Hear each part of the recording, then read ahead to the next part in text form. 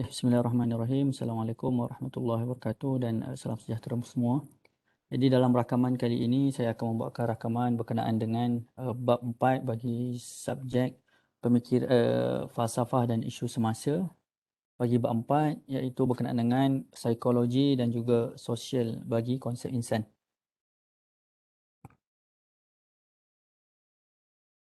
Okey, saya share.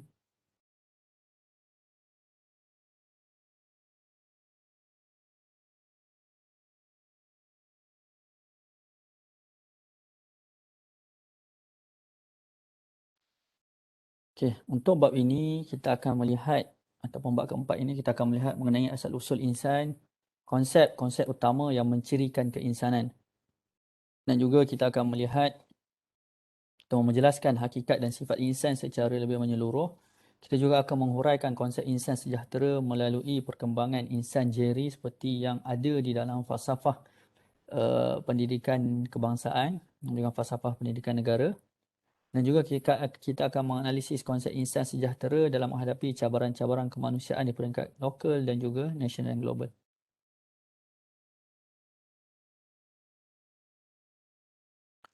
Okey, yang pertama sekali kita akan ini adalah subtopik yang akan dibincangkanlah seperti selaras dengan objektif kita iaitu melihat kepada asal-usul insan, hakikat dan sifat insan, konsep insan sejahtera melalui Jerry dan juga faham insan sejahtera dalam krisis kemanusiaan.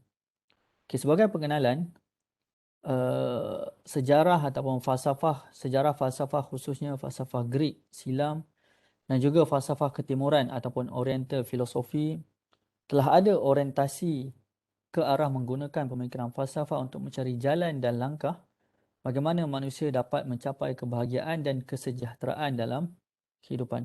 Jadi ia sudah wujud uh, sejak beberapa kurun yang lepas. Malah beberapa milenium yang lepas berkenaan dengan mencari jalan ataupun bagaimana manusia itu boleh mencapai kepada kebahagiaan. Itu adalah satu perkara yang biasa bagi manusia. Dan apakah persoalan-persoalan yang menjadi perkara yang sering dibincangkan oleh manusia adalah berkenaan dengan siapa diri kita, apakah tujuan kita hidup dan ke mana kita akan dikembalikan atau ke mana kita akan pergi selepas kita mati. Tiga persoalan ini merupakan soalan yang sukar untuk kita mencari jawapan dan sukar untuk diukur secara kuantitatif ataupun oleh sains pada hari ini. Okay, ini persoalan tadilah kan. Kita ini daripada mana, untuk apa kita jadikan dan selepas kita mati kita akan pergi ke mana. Okay, asal usul manusia kita akan lihat konsep insan dari perspektif falsafah. So jadi bila kita bincangkan tentang falsafah maka kita akan lihat daripada beberapa perspektif. Okay, yang pertama konsep insan dari perspektif falsafah. Jadi menurut falsafah secara umum memahami konsep insan dapat membantu manusia ke arah mencapai kesempurnaan dalam kehidupan yang lebih bermakna berpandukan kepada konsep insan seperti yang telah difikirkan ataupun telah dibincangkan oleh ahli-ahli falsafah.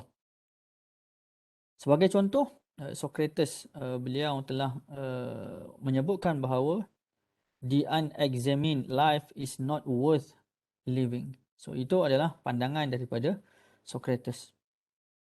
Seterusnya kita lihat pula konsep insan dari perspektif falsafah barat. Jadi falsafah Greek biasanya kita akan melihat kepada tokoh utama, pandangan tokoh utama dalam falsafah barat dan falsafah Greek iaitu Aristotle. Beliau mengatakan bahawa manusia itu adalah man is a rational being. Kalau dalam bahasa Arab kita panggil sebagai haiwanun natiq. Haiwan itu bukan merujuk kepada haiwan tetapi ia adalah kehidupan. Dan being itu an-natiq rational sebab bagi bila dia ditranslatekan atau ditukar ke dalam bahasa Arab, natiq itu adalah orang bercakap. Tetapi bercakap itu memerlukan kepada rational manusia. Kita tidak boleh bercakap tanpa ada rational. A man is a rational animal. Kemudian man juga atau manusia itu adalah rational animal. Ini dalam bahasa Arab adalah al-haywanu an-natiq. Pemikiran rasional merupakan ciri utama yang mengenalkan ataupun menjadi ciri utama bagi seorang manusia. Jadi seorang manusia itu perlu ada ciri terutama iaitu tentang rasional. Dan pemikiran rasional itu dapat membezakan di antara manusia dan haiwan. Malah manusia boleh meninggalkan perkara-perkara yang berbahaya, yang tidak rasional, yang berbahaya, yang tidak berfaedah, tidak bermanfaat dan sebagainya disebabkan oleh ada pemikiran yang rasional. Jadi manusia itu bersifat logocentrism iaitu berpusatkan kepada akal fikiran yang bersifat rasional dan intelektual semata-mata. Okay, seterusnya konsep insan dalam falsafah barat juga. Jadi selain daripada Aristotle atau falsafah Greek, terdapat beberapa lagi tokoh-tokoh yang lain. Sebagai contoh Nietzsche, beliau mengatakan bahawa konsep insan bukanlah berteraskan logocentrism seperti yang difahami oleh Aristotle, tetapi berteraskan kepada emosi dan intuitif manusia yang mungkin tidak bersifat rasional. Ini pun satu perkara yang kita boleh lihat juga disebabkan manusia itu kadang-kadang membuat keputusan bukan berdasarkan rasional semata-mata. Kadang-kadang fakta menunjukkan sebaliknya, tetapi manusia itu boleh membuat keputusan yang bertentangan dengan rasionalnya. Kan, logiknya bertentangan disebabkan faktor emosi dan faktor rasional, faktor intuitif. Kan, sebagai contoh, melakukan sukan-sukan yang lasak. Kan, dari segi rasionalnya kita rasa macam tidak rasional, tidak logik. Tetapi dari segi emosi intuitif manusia itu dia mengatasi semangat itu mengatasi rasional manusia yang lain. Bagi tokoh ataupun dalam falsafah tokoh uh, agama Kristian pada zaman pertengahan, mereka menganggap bahawa konsep manusia itu banyak dipengaruhi oleh fahaman agama, dan khususnya agama Kristian pada waktu itu yang memonopoli ataupun gereja yang memonopoli kehidupan manusia pada zaman tersebut. Okay, seterusnya kita pergi kepada konsep manusia menurut Islam. Jadi dalam Islam itu manusia itu didefinisikan sebagai seorang hamba. Dan kalau kita tengok dalam surah Az-Zariyat ayat 56, Allah Taala kata apa? Dan ingatlah, aku tidak menciptakan jin dan manusia itu melainkan untuk beribadah menyembah Allah Subhanahu Wa Taala. Dan juga manusia itu menurut Islam adalah seorang khalifah. Dan khalifah itu peranannya besar. Dan peranannya besar. Dan dalam surah Al-Baqarah ayat 30 kita boleh lihat. Apabila Allah Taala kata apa, dan ingatlah ketika Tuhanmu berfirman kepada malaikat, kan, sesungguhnya aku, yakni Allah SWT, hendak menjadikan seorang khalifah di muka bumi. Jadi malaikat bertanya, kan, tentang hikmah ketetapan ataupun tentang ketetapan yang Tuhan, yang Allah Taala nak buat itu. Kemudian malaikat tanya, adakah engkau ya Tuhan hendak menjadikan di bumi itu orang yang akan membuat bencana dan menumpahkan darah, saling berbunuhan di muka bumi? Padahal kami sentiasa bertasbih dengan memujimu dan mensucikanmu. Jadi Allah Taala menjawab, sesungguhnya aku mengetahui apa yang kamu tidak ketahui. Jadi ini menunjukkan bahawa Allah Taala, inni ja'ilun fil ardi khalifah. Allah Taala mahu menjadikan khalifah di atas muka bumi ini. Jadi menurut Islam, insan itu adalah seorang khalifah. Jadi apabila manusia itu Islam melihatnya pada dua aspek yang utama, iaitu aspek hamba dan juga aspek khalifah, maka aspek hamba melibatkan ibadah daripada manusia kepada Tuhannya, melakukan segala suruhan yang Allah Taala telah suruh kepada manusia, dan juga meninggalkan segala larangan yang Allah Taala telah larang manusia untuk melakukannya. Dan pada aspeknya sebagai seorang khalifah, maka peranan manusia sebagai khalifah di muka bumi ini adalah dengan memakmurkan dunia, mengimarahkan dunia, dengan bertanggungjawab, menjaga tanggungjawab sebagai seorang manusia, sebagai seorang masyarakat, kepada negara, kepada dunia secara umum. Dan juga melakukan amal ma'ruf dan nahi munkar, menyuruh orang melakukan kebaikan dan mencegah orang melakukan kemungkaran.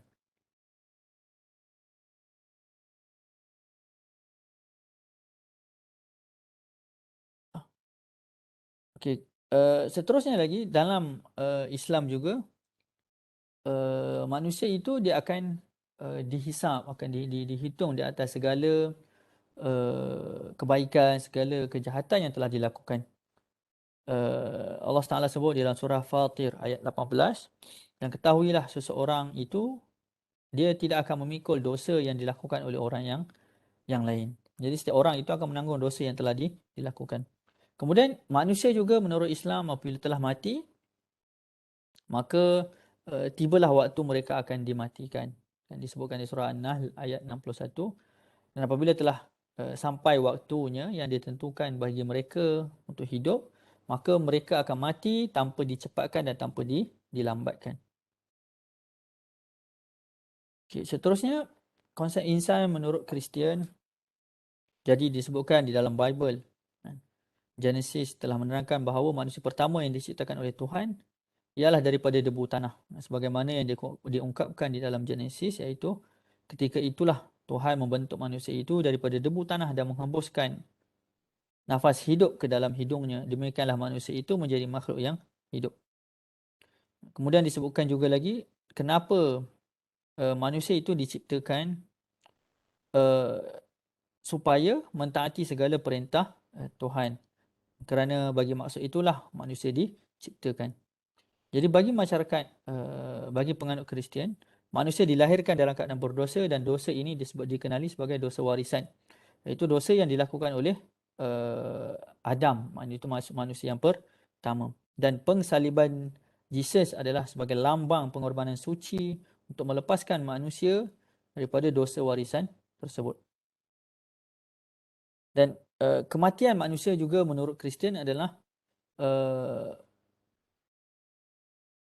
disebutkan di dalam Roma bahawa sebab itu sama seperti dosa telah masuk ke dalam dunia oleh satu orang dan oleh dosa itu juga maut. Demikianlah maut itu telah menjalar kepada semua orang kerana semua orang telah berbuat dosa. Jadi menurut Kristian, seseorang itu mati disebabkan dosa-dosa yang dilakukan dan kita semua manusia itu secara umumnya tidak akan terlepas daripada dosa.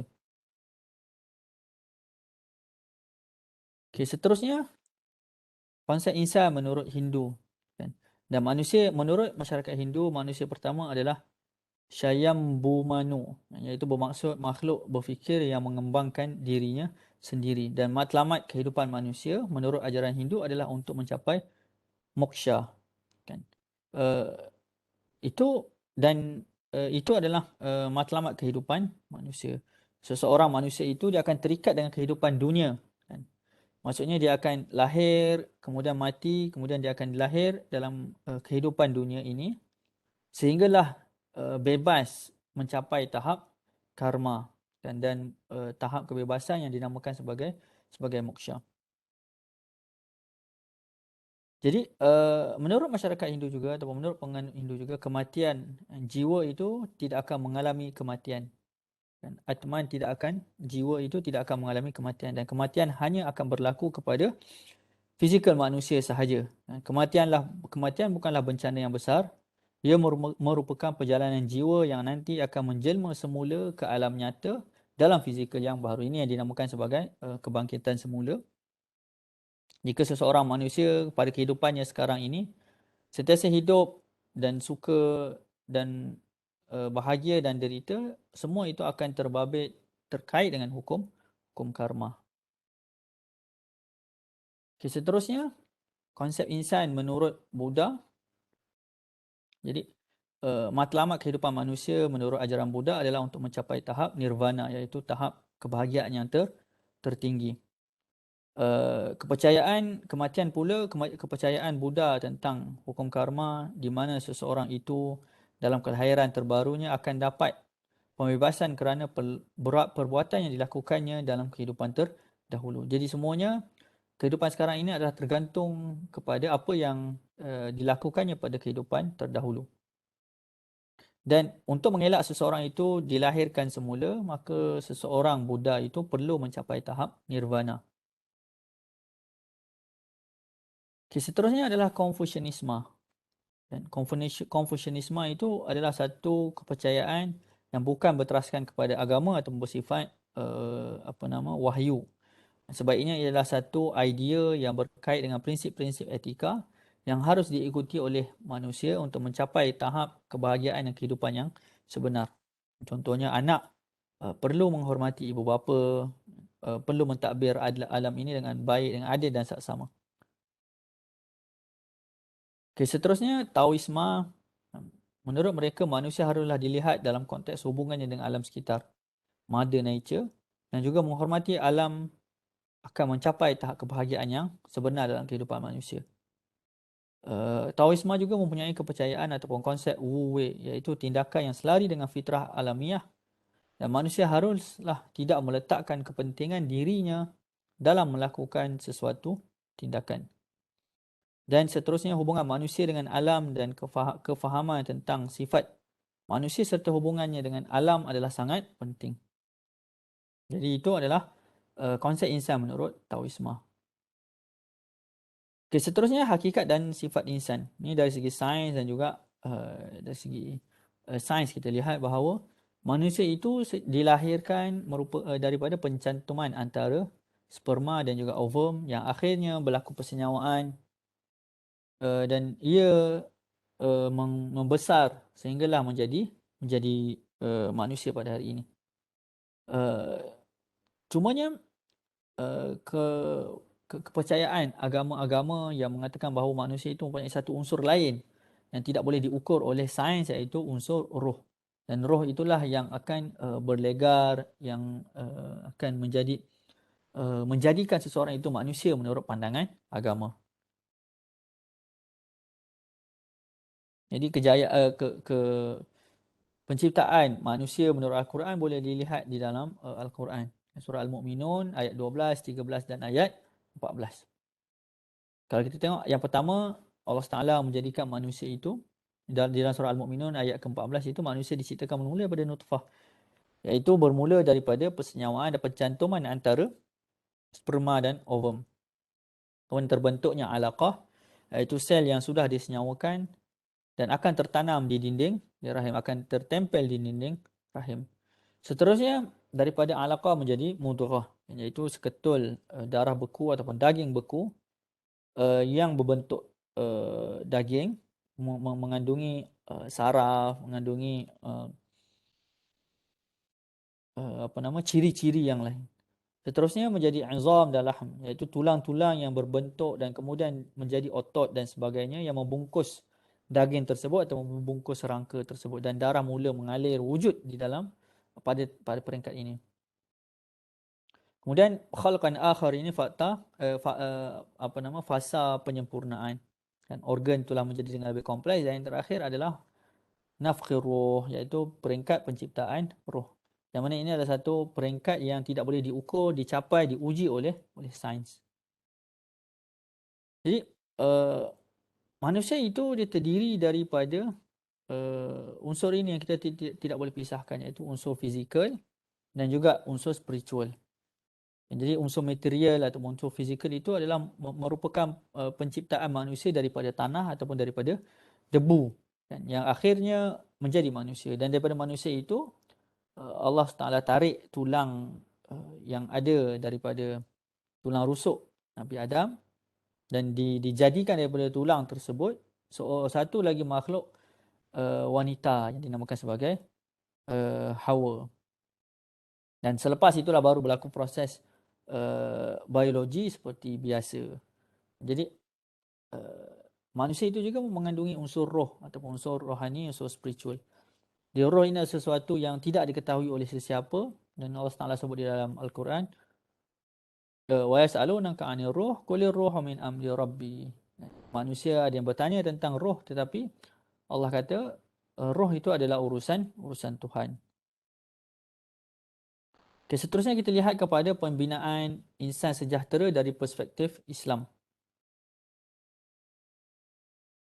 Jadi kita ada 3 perkara, kalau bukan semata-mata perspektif Islam, tetapi dalam kerangka falsafah pendidikan negara, iaitu JERI, jasmani, emosi, rohani dan intelektual. Yang ini kita boleh lihat di dalam falsafah pendidikan negara. Manusia itu mempunyai manusia itu mempunyai tubuh badan yang perlu dipelihara, dan ia dipelihara melalui aktiviti jasmani, mempunyai minda, pemikiran dan kerohanian dapat digunakan secara optimum.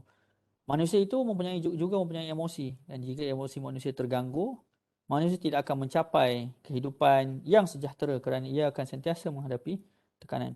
Dan manusia itu juga mempunyai unsur rohani. Jadi perlu ditambah dengan amalan-amalan keagamaan, amalan kerohanian. Dan manusia yang terakhir mempunyai unsur intelek untuk membina akal fikiran yang waras, yang kreatif, yang inovatif, yang kritis, lebih tajam untuk kehidupan manusia.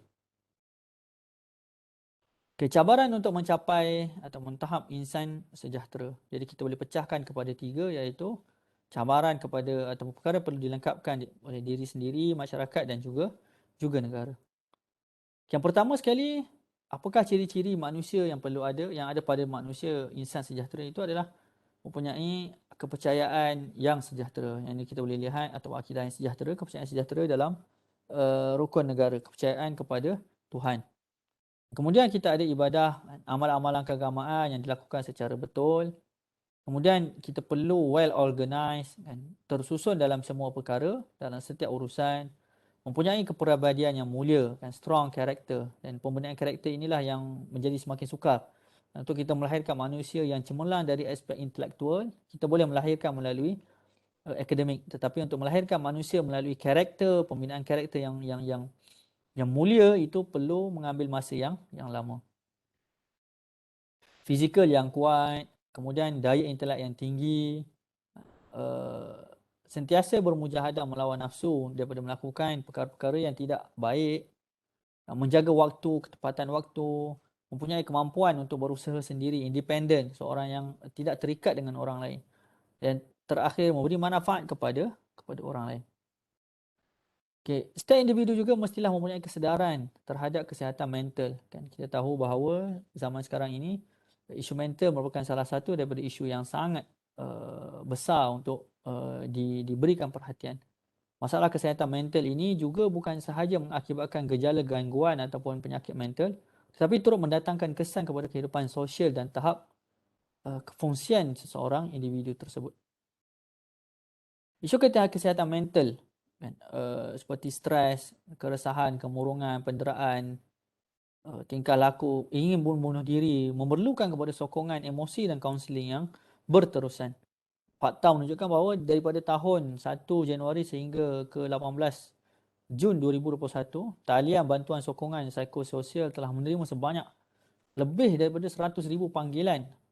Dan daripada jumlah tersebut, 89.4% adalah terkait dengan isu-isu psikologi.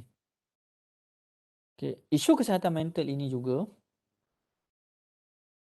semakin menjadi parah, khususnya ketika COVID-19 ataupun fasa PKP. Kan, melibatkan ahli keluarga yang kehilangan pendapatan, kesihatan dan sebagainya.